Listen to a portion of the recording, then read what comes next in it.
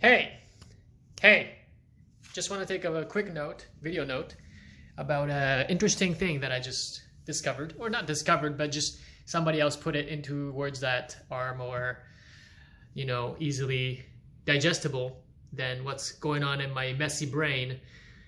In an audiobook by Irving D. Yalom called The Gift of Therapy, which I'm listening to right now, we just went through a chapter on freedom, which is a dear topic to me.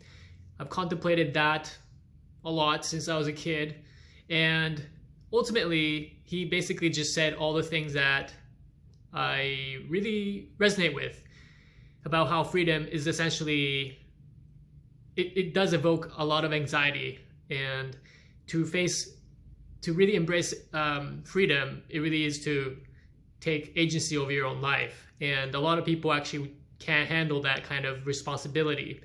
And in fact, in psychotherapy, I just learned this through this chapter.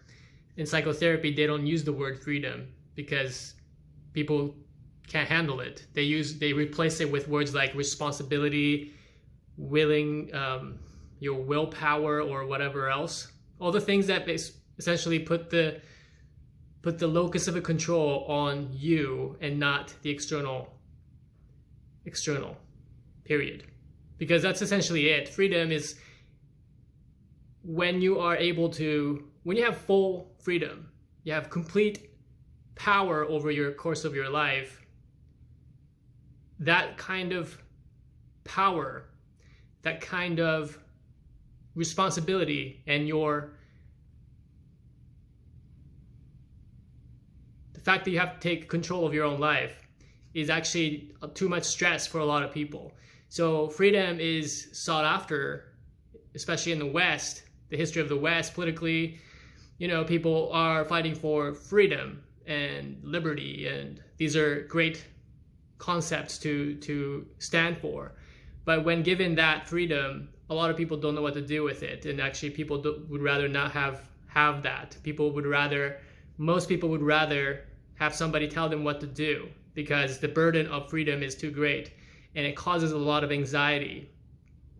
And to the extent that they omit the word from psychotherapy. And that I find is very interesting. That says a lot about the willingness and to the extent that people are actually willing to be free. It's a huge topic, and people, I think, don't understand to what extent they're really willing to take responsibility for their own lives. And whatever shortcomings they have, it is mostly because of that acknowledgement, that the fact that they're fearful of the full embracing of complete, utter freedom.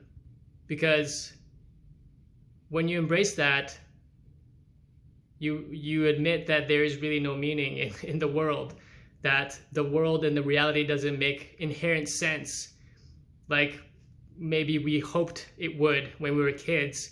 And you grow up into an adult, and most things are just, there's no solid ground, and reality is all based on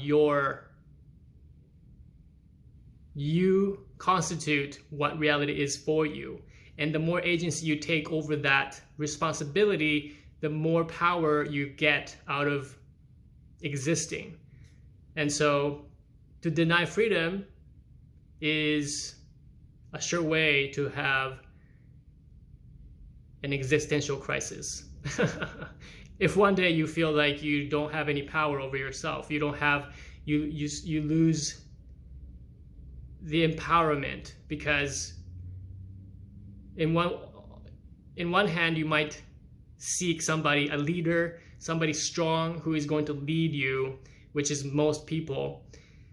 But then you take out the responsibility, your own power to exist and have control over your own fate, then essentially you have that crisis down the road where you lose so much of your power that you could end up just being empty. and being lost and not feeling like you don't have a purpose because you just never took the steering wheel. You never took the chance to face those fears and ask those big questions, because these are big questions that need to be answered, or just asked. There's no really answer to them, but they need to be asked if you want to be fully empowered and embrace freedom. But it's only for the brave, and for those who understand this, they take the power and they do great things with it. So interesting passage. And wow, they just omit the word freedom from psychotherapy. Isn't that fascinating? That's it.